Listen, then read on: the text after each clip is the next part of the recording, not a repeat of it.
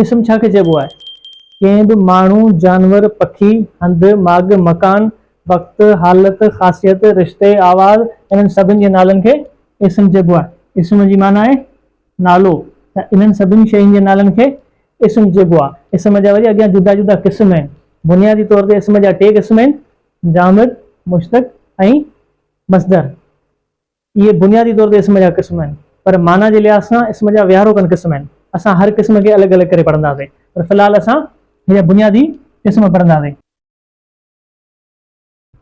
इस्म जामिद। इस्म जामिद माना पहण वांगुरु ॼमियल, गैर मुतहरक, यानी जंहिं लफ़्ज़ खे पंहिंजो बुनियादी वजूद हुजे, उहो कंहिं ॿिए लफ़्ज़ मां न ठहियो हुजे, उनखे पंहिंजो ज़ाती वजूद हुजे, उनखे छा चवंदा आहिनि? इस्म जामिद। जीअं मिसाली ॻाल्हि, छा साईं जो हिकिड़ो बैत आहे त अॻे उठ रड़नि मुंहुं भेरे माठ थी। उठ, उठ खे पंहिंजो ज़ाती वजूद आहे, इहो लफ़्ज़ के ॿिए लफ़्ज़ मां या कोन्हे ठहियलु। ये शाह साईं जो शाइर आहे, वणनि वेठा कांग विची थी वेला करे।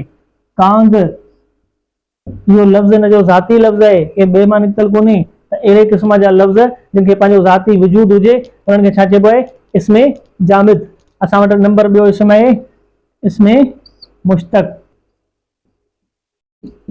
इस्म मुश्तक असल लफ़्ज़ शक आहे न, शक मां निकितल आहे, माना चीरनि, माना कंहिं लफ़्ज़ खे चीरे करे हिनखे ठाहियो वियो हुजे, माना हिन जो पंहिंजो ज़ाती वजूद न हुजे, कि कंहिं ॿिए लफ़्ज़ मां जुड़ियो या कंहिं ॿिए लफ़्ज़ मां ठहियो आहे। इस्म जामिद उहो जेके पंहिंजो ज़ाती वजूद आहे। इस्म मुश्तक उहो जेको कंहिं ॿिए लफ़्ज़ मां ठहियो आहे, उनजो ज़ाती को वजूद कोन्हे। जीअं शाह साहिब जो शाइर आहे त कातिब लिखे जीअं लायो लाम अलफ़ सी। कातिब इहो कंहिं ॿिए लफ़्ज़ मां जुड़ियल आहे, हिनखे पंहिंजो वजूद कोन्हे।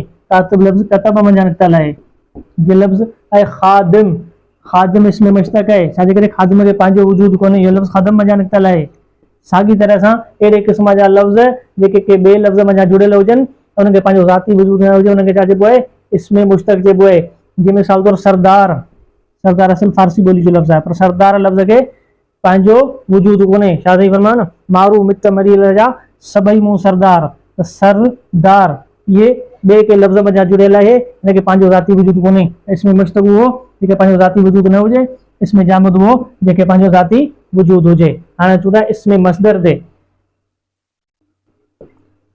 इस्म मस्दर यानी जारी थियण जो हंध, यानी जंहिंमां ॿिया लफ़्ज़ ठही सघनि। जंहिंमां ॿिया लफ़्ज़ ठही सघनि, ऐं हिन जी निशानी कहिड़ी आहे? जो लफ़्ज़ जे आख़िर में णे जो उचार ईंदो आहे।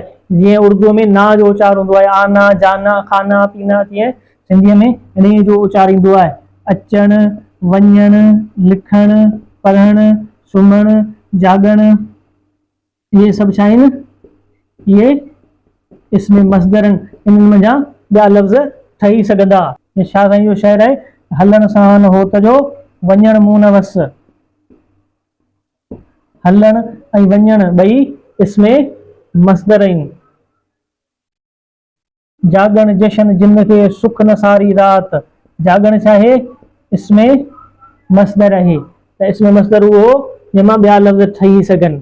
जामिद उहो जंहिंखे पंहिंजो ज़ाती बुनियादी वजूद हुजे। मुश्तक उहो जंहिंखे पंहिंजो वजूद न हुजे, के ॿिए लफ़्ज़ मां जुड़े।